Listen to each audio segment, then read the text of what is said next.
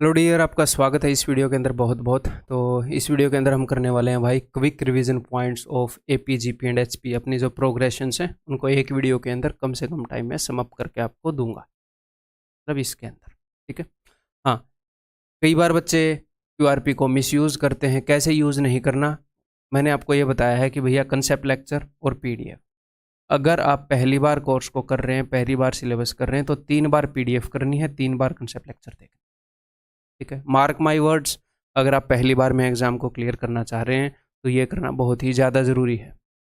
कई बार बच्चों को लगता है कि सेम ही कंटेंट को बार बार देख के मुझे क्या ही मिलेगा।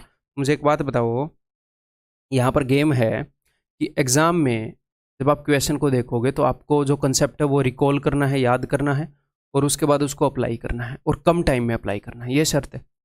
अगर मैं आपको बोलूँ, आपको मूवी भी याद नहीं होगी इतनी डिटेल में, जल्दी से बताओ वहां पर एग्जैक्टली क्या हुआ था, किसने कैसे एक्सप्रेशन दिए थे उस मूवी में, और किसने क्या किया था। या 3 घंटे की मूवी को बताने के लिए आप एग्जैक्टली 3 घंटे लेकर बता सकते हो? नहीं, डिटेल में तो तभी बता पाओगे।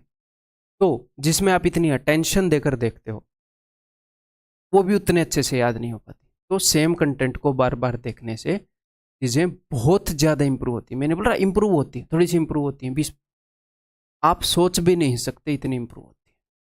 ठीक, मिनिमम 3 बार कंसेप्ट लेक्चर करने हैं, 3 बार पीडीएफ करनी है। एक सिंगल क्वेश्चन कहीं से करने की जरूरत नहीं है, आप full out of full score कर सकते हैं। ना पीवाई क्यू करने की जरूरत है, प्रीवियस ईयर क्वेश्चन कुछ करने की जरूरत नहीं है, सिर्फ इसके अलावा मॉक दो एंड दैट्स इट। अगर आपने 3 बार रिवाइज कर ली है पीडीएफ तो उसके बाद 2 बार और कर लो, 5 बार कर लो, 7 बार कर लो, फायदा ही होगा, बहुत ज्यादा फायदा होगा। ठीक है।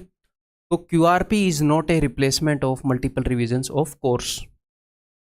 जो बैच है, जो कोर्स है, उसकी मल्टीपल रिवीजन की रिप्लेसमेंट नहीं है क्यूआरपी। क्यूआरपी ये नहीं है कि इसको 5 बार कर लूंगा उनको नहीं करूंगा, नहीं, नहीं होएगा फिर आपका सिलेक्शन। ठीक है। क्यूआरपी क्या है कि जब आप कोर्स देखेंगे तो आप नोट्स बनाएंगे, ठीक है, उनकी रीडिजाइनिंग करो। क्यूआरपी देखो तो उनमें कुछ इंप्रूवमेंट कर लो, और एग्जाम के पास आप कंसेप्ट को टच कर लो, ताकि कम से कम टाइम में आपका पूरा चैप्टर में टच करवा दूँ। वैसे तो आप नोट से टच कर सकते हो पूरे चैप्टर को, लेकिन अगर मान लो थोड़े से ज़्यादा दिन हो गए उस टॉपिक को किए और मेरे साथ मिलकर आप उसको रिवाइज करना चाह रहे हो, क्यूआरपी आपकी मदद करेंगे। ठीक है मेरे भाई। और ये एक ऐसी चीज़ है जो अपने पास ही है, तो आपको काफ़ी एडवांटेज मिल सकती है इससे। आगे बढ़ता हूँ तो मैं अब जल्दी से रिवाइज कर लेते हैं, और मेरी पेस इसके अंदर ऐसी रहेगी कि आप इससे पहले ये टॉपिक है देख चुके हो, आप सिर्फ रिवीजन कर रहे हो, नहीं तो ये भी कंसेप्ट लेक्चर ही बन जाए। तो हमने 3 सीरीज की थी, arithmetic progression, geometric progression, harmonic progression. AP और जीपी फिर भी अपने सिलेबस में है, एचपी को सिर्फ इंट्रोड्यूस किया था। ठीक है। तो अरिथमेटिक प्रोग्रेशन में मैंने आपको क्या बताया था, एक ऐसी सीरीज जिसके अंदर कुछ ऐड करके, जैसे 7 3 10 3 13 3 16 3 19 3 22, हर एक टर्म में कुछ ऐड करके अगले टर्म आएगी। दो लगातार जो टर्म्स हैं उनके बीच में सेम डिफरेंस होगा, उसको एपी बोलते हैं। ये जो कॉमन डिफरेंस है ये पॉजिटिव भी हो सकता है, नेगेटिव भी हो सकता है, जीरो भी हो सकता है। पता है आपको, जो कॉमन डिफरेंस है वो पॉजिटिव भी हो सकता है, नेगेटिव भी हो सकता है, जीरो भी हो सकता है, यानी कि ये भी एक एपी है, an AP with common difference zero. ठीक। तो जो पहले वाला टर्म है उसको ए से रिप्रेजेंट करते हैं, फर्स्ट टर्म है। तो अगर आपको दूसरा टर्म चाहिए तो पहले वाले टर्म में आपने कॉमन डिफरेंस कितनी बार जोड़ा, 7 में कितनी बार 3 को जोड़ा, सर 1 बार, तो a + 1d।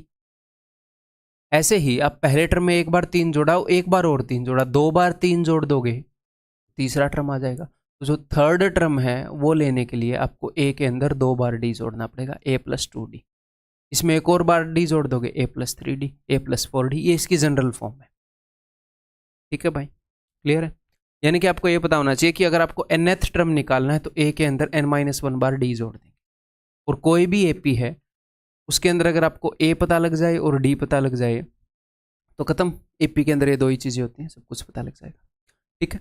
तो ऐसे ही अगर आपको 10th टर्म निकालना है तो a के अंदर 9 बार d जोड़ेंगे, 32वां टर्म निकालना है तो a के अंदर 31 बार d जोड़ेंगे, 39th टर्म निकालना है तो 38 टाइम्स d ऐड होगा a के अंदर।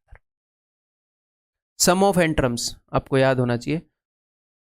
तो सम ऑफ एन टर्म्स होएगा, जैसे मैंने बताया था वैसे ही रिवाइज करवा देता हूँ। सम होता है average into number of values, average of values into number of values.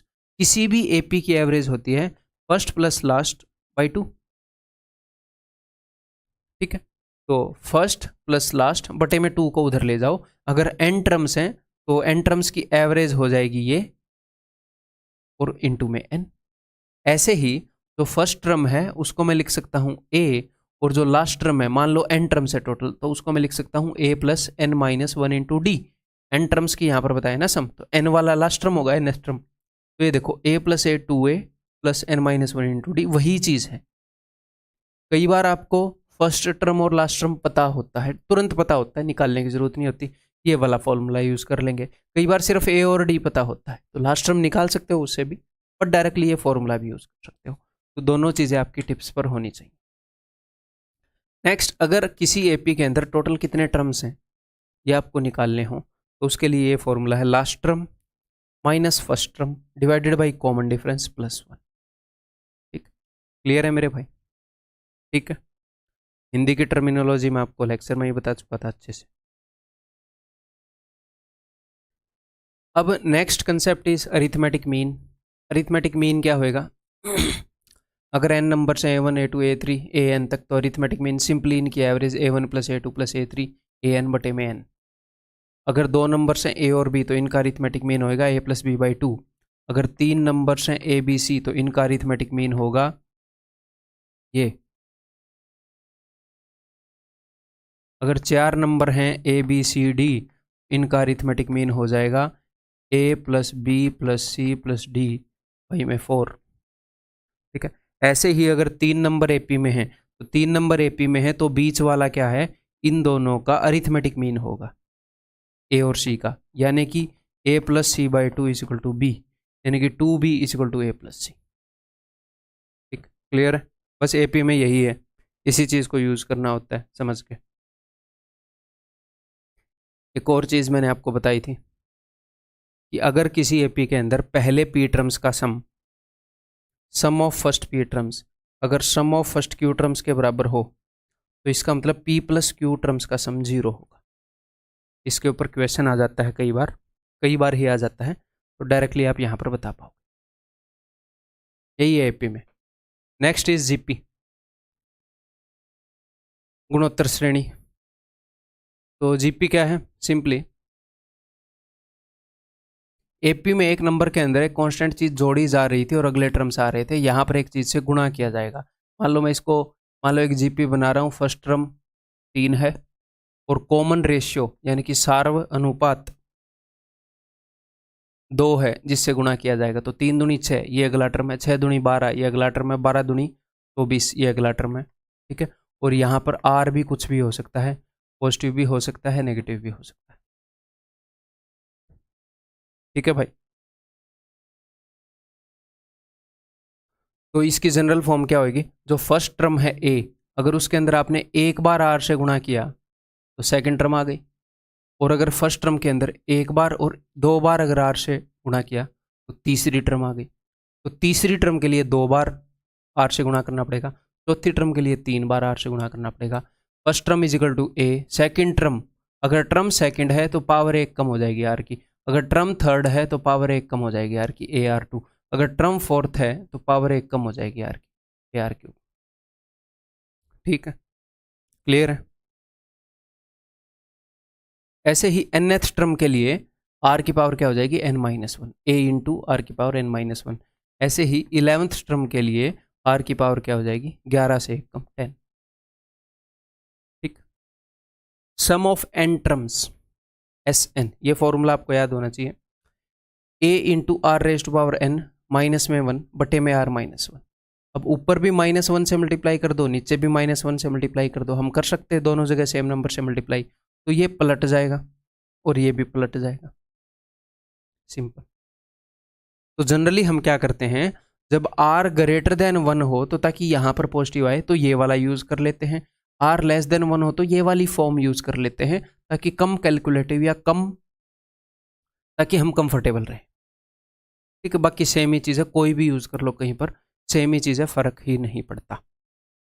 Next, अगर किसी जीपी के अंदर अगर कोई डिक्रीजिंग जीपी है, डिक्रीजिंग जीपी का क्या मतलब है, जिसकी टर्म्स घट रही हैं। कैसे? अगर आर जो है -1 और 1 के बीच में हो, ये मैं आपको बता चुका हूं अच्छे से, एक बार फिर से रिवाइज करवा देता हूं। मान लो यहां पर है 20, ए है 20 और आर है हाफ, एक से छोटा है। आर के साइन को मत देखो कि माइनस है पॉजिटिव है, सिर्फ इतना ध्यान रखो आर चाहे नेगेटिव हो या पॉजिटिव हो, बस एक से छोटी हो, सिर्फ इसकी वैल्यू को देखो, साइन को इग्नोर कर दो, ठीक है? साइन के कारण कंफ्यूज मत होना। तो 20 का हाफ, 10 का हाफ, 5 एंड सो ऑन, तो घट रही हैं टर्म्स, तो यहां पर इनफाइनाइट टर्म्स का हम सम निकाल सकते हैं। तो ये फॉर्मूला कैसे आया था वो ही बताता हूँ, बात बातों में बताता हूँ, लिख के नहीं बताऊंगा। तो R1 से छोटा है, हाँ तो ये वाला यूज कर लूंगा, जी हाँ।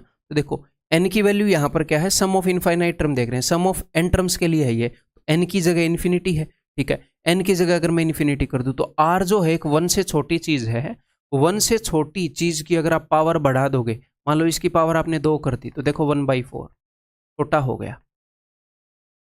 अगर इसकी पावर आप 3 कर दोगे तो और छोटा हो जाएगा। तो जितनी बड़ी इसकी पावर, 1/2 की पावर 1 करोड़ कर दो, बहुत छोटा हो जाएगा। लेकिन 1 करोड़ तो कुछ भी नहीं है, ये तो इन्फिनिटी की बात कर रहा है, जो 10 करोड़, 100 करोड़, 1000 करोड़ से भी बड़ी है। तो अगर एक 1 से छोटी वैल्यू की इतनी बड़ी पावर कर दोगे तो वो बहुत छोटा हो जाएगा, तो 0 ही मान लो उसको, इसीलिए इसको 0 मान लिया। तो 1 - 0 1, ऊपर सिर्फ a रह गया, a × 1 a बटे में 1 - r। ये फॉर्मूला कैसे आया, समझ में आ गई बात? क्लियर है? तो जब जीपी ऐसी होएगी कि जिसके टर्म्स घट रहे होंगे, या फिर आप सिंपली ऐसे देख लो, आर की वैल्यू साइन को इग्नोर मारना, 1 से छोटी होनी चाहिए, तो आप सम ऑफ इनफाइनाइट टर्म्स निकाल पाओगे। अदरवाइज जीपी, मान लो इंक्रीजिंग जीपी है ये, तो इसकी इनफाइनाइट टर्म्स का सम क्या होगा? अरे भाई इसकी इनफाइनाइट टर्म भी खुद इन्फिनिटी होगी, इतनी बड़ी होगी। तो जब इंक्रीजिंग जीपी हो तो उसके इनफाइनाइट टर्म्स का सम क्या होता है? प्लस या माइनस इन्फिनिटी। प्लस वाली भी जीपी हो सकती है, माइनस वाली भी हो सकती है, माइनस के टर्म्स हो तो माइनस इन्फिनिटी। ठीक, clear? Next is geometric mean. तो ज्योमेट्रिक मीन का फॉर्मूला देख लो भाई। अरिथमेटिक मीन में क्या था, सिंपली एवरेज निकाल रहे थे, सारे नंबर्स को जोड़ा, n से भाग कर दिया। ज्योमेट्रिक मीन में क्या होएगा, अगर n नंबर्स हैं तो n नंबर्स की गुणा करी और उसकी पावर 1/n कर दी। ज्योमेट्रिक मीन ऑफ 2 नंबर्स क्या है, दोनों का प्रोडक्ट किया और पावर 1/2 कर दी। Geometric mean of 3 numbers A B C, तीनों का गुणा किया और पावर 1/3 कर दी, मीन्स क्यूब रूट निकाल दी। Geometric mean of 4 numbers A B C D, इनका ज्योमेट्रिक मीन क्या होएगा, चारों की गुणा करी और पावर 1/4 कर दी। 5 नंबर है तो पावर 1/5 कर दी, सिंपली ये। ठीक है, अगर ये 3 नंबर जीपी में है, यानी कि बीच वाला ज्योमेट्रिक मीन है इन दोनों का, अगर बीच वाला इन दोनों का ज्योमेट्रिक मीन है तो इन दो का ज्योमेट्रिक मीन आएगा ये, तो दिस इज इक्वल टू बीच वाला, यानी कि b² is equal to AC। जब नंबर कंटिन्यूड प्रोपोर्शन में होते हैं, रेशियो एंड प्रोपोर्शन में, अगर आपको ध्यान है तो वो जीपी में ही होते हैं। कंटिन्यूड प्रोपोर्शन में हो तो भी ये कंडीशन होती है। ठीक है, लगातार अनुपात में हो, समानुपात में हो। तो next is harmonic progression, last progression है अपनी ये है। तो जनरल फॉर्म इसकी क्या होगी, हार्मोनिक प्रोग्रेशन होती है। मान लो अपने पास एक जीपी है, एपी है सॉरी, 7 3 10 3 13 3 16, बार बार इसी का एग्जांपल लेता रहता हूँ मैं ना। हार्मोनिक प्रोग्रेशन अच्छी लगती है मेरे को ये वाली। तो हार्मोनिक प्रोग्रेशन होगी किसी भी एपी के टर्म्स का रेसिप्रोकल से बनी हुई सीरीज। कोई एपी है, उसके सारे टर्म्स को व्युत्क्रमित कर दिया, उनका उल्टा ले लिया हमने, है? और व्युत्क्रम के अलावा एक और क्या बोलते हैं, रेसिप्रोकल को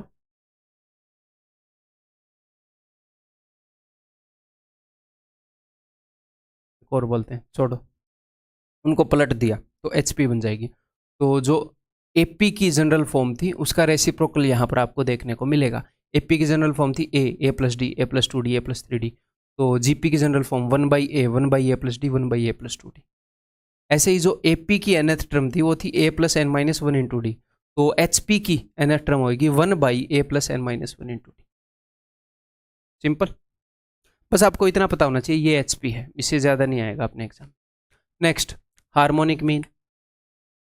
AP में क्या हो रहा था कि इन सब का सम किया बटे में n कर दिया, HP में उल्टा करेंगे, एक तो पूरा फॉर्मूले को पलट देंगे। अरिथमेटिक मीन, समांतर माध्य क्या था, ये था, देखना सब कुछ पलटेंगे इसमें। एक तो पूरा फॉर्मूला पलट देंगे, n को ऊपर ले गए, ठीक है, फॉर्मूले का रेसिप्रोकल कर दिया, और फिर ये जो टर्म्स हैं इनका भी रेसिप्रोकल कर देंगे, यानी कि 1/a1, 1/a2, 1/a3 and so on 1/a। ऐसे ही दो टर्म्स का हार्मोनिक मीन क्या होएगा, तो दो टर्म्स हैं a और b, इनका हार्मोनिक मीन अगर हमें निकालना है तो दो ऊपर कर दिया और इन नंबर्स को भी पलट दिया, तो ये हो जाएगा 2 × में क्रॉस मल्टीप्लाई करोगे तो a प्लस बी बटे में ए बी। अब इस ए बी को ऊपर ले जाओ, ए बी,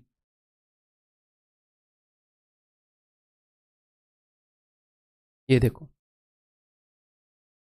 इसको ये आपको बुक्स में ये मिलेगा, तो इसको डायरेक्टली रटने की ज़रूरत नहीं है, फिर 3 के लिए अलग से आप रटोगे, आपको ये फॉर्मूला पता होना चाहिए कि ये कैसे बन रहा है, आपका दिल करे उतने का बना सकते हो, जब ज़रूरत पड़े तब तुरंत बना सकते हो।